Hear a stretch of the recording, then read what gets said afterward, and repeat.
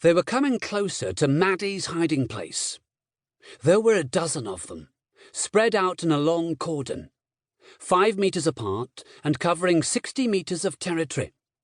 Each one carried a flaming torch, holding it high to dispel the gathering gloom of twilight. She was approaching the line of searchers head-on. If she could break through the line, or simply remain unseen while they passed her, she would be free and clear. Actually, hiding place was something of an overstatement for Maddie's position. She was simply lying prone, covered from head to toe by her cloak, among knee-high, dried stalks of grass. In the fields on either side of the one she had selected to hide in, the grass grew waist-high, waving gently in the early evening breeze. It would have provided better concealment from the dozen men searching for her, but she had chosen the shorter grass for a reason. They would expect a fugitive to seek concealment in the longer grass, so they would look more carefully there. The short stubble where she lay provided only scant cover, and the searchers would study the ground with less attention to detail, assuming they would easily spot someone trying to stay concealed there. At least, that was what she hoped when she had selected her current path through the searchline. In addition, the fields on either side were narrower, so the searchers would be closer together.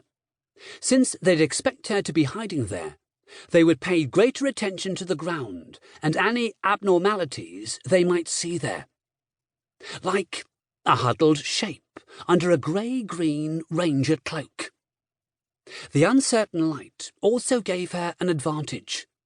The sun had sunk below the horizon, and only a reflection of its light remained in the western sky.